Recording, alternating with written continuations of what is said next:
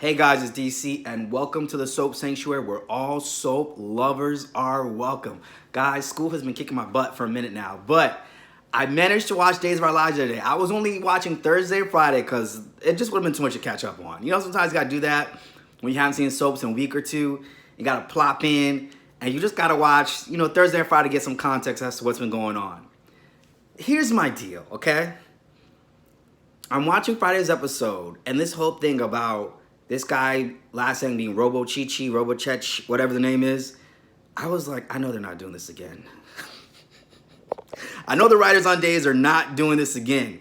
We have explored John Black's paternity 10 times already, okay? I'm still mad at the fact that they retcon history where John was no longer a Demir and a Brady just so Brady and Teresa could be together. I just did not like that, right? And this is my thing, right? Obviously, paternity storylines, it's a part of soaps. It's what they do.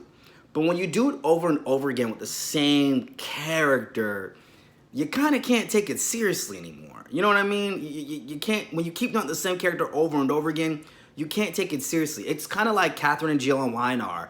All my YNR fans, way back yonder. Do y'all remember how many times they changed that paternity on Catherine and Jill to the point where it was like, I don't even care anymore. It's like I can't even take this seriously anymore. It's one thing if you do it with different characters. Like this storyline could have done well with another character, but not John. And John was like, yeah, my father was even presumed to be Yu Ling. And I was like, who? And I was like, you see, that's how many times y'all did this. First you were an Alamy. Then you were something else. Then you were Roman Brady. Then you actually were a Brady and a Demira. And you were Yu Ling's son or whatever. I don't know who this is. And then now you're Robo Chichi, Robo Chechi, whatever their name is. And it's like, come on, guys. Let's not do this. If we're going to do anything, give John a brother. My goodness, but don't change his paternity again. Like, come on, man. Like, I can't take this seriously. So all the New Days fans have come on, like Albert Bostic. This is a great storyline. But for someone like me who's been around since 2006, I'm exhausted. Because the thing is, when John was revealed to be a Brady and a Demira, it was perfect. John being just a Demira alone was going to be storyline for days. No pun intended.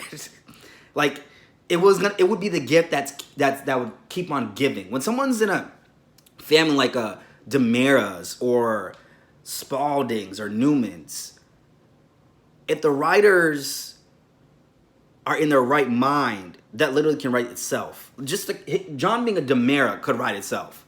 It was a perfect way because he was Stefano's pawn. Stefano had him under the mind control. And then on top of that, like, it was a perfect ending. It was a perfect thing to explain why Stefano had this vendetta against the Bradys for the longest time. It was a perfect way to end that. And it would be the gift that would keep on giving. John could maybe at one point been the CEO of Demir Enterprises, you know? This is why he was with Ava Vitale at the time. He owned the Demir Mansion at that point. It was going to be the gift that kept on giving.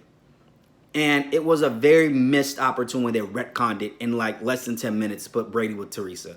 I did not like that. And when you do that, I understand the writers are trying to make a story, but when you keep disrespecting past history by constantly retconning it, I can't take this seriously anymore. I don't even care who John's father is. I'm just going past the storyline at this point. I can't even take it seriously. Okay? I just can't.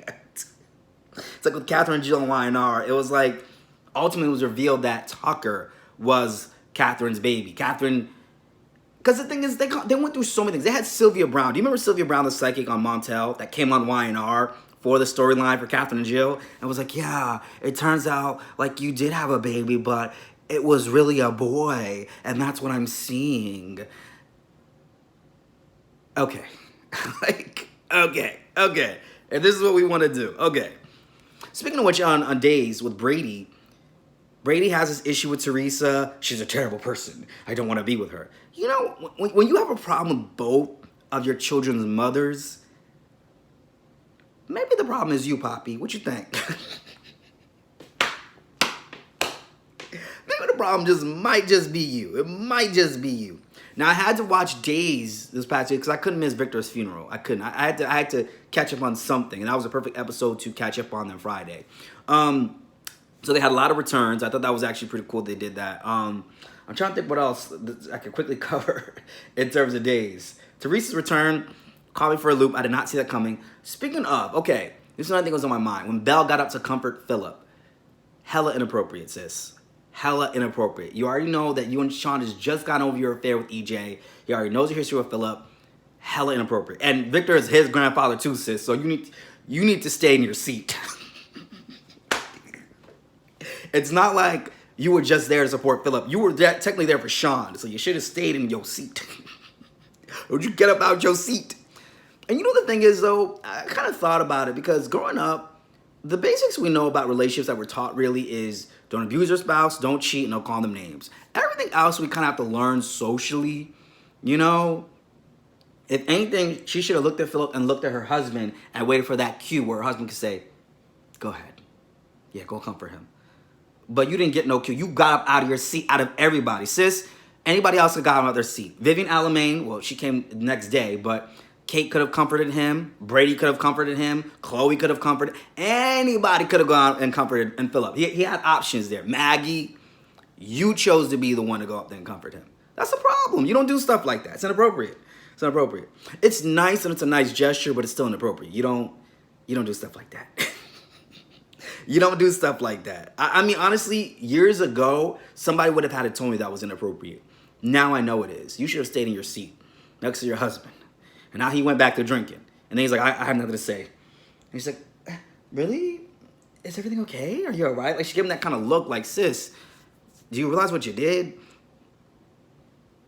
Hella inappropriate. Very, very, very inappropriate. But anyways, guys, it's like my mini days review here on John's Black Fraternity. I don't really have nothing to say about GH. I think I'll go into a brief video about GH. I'm going to do a quick snippet on GH. I deserve to. Why not? So I'm doing a quick snippet on days. I can do a quick snippet on GH. Why not?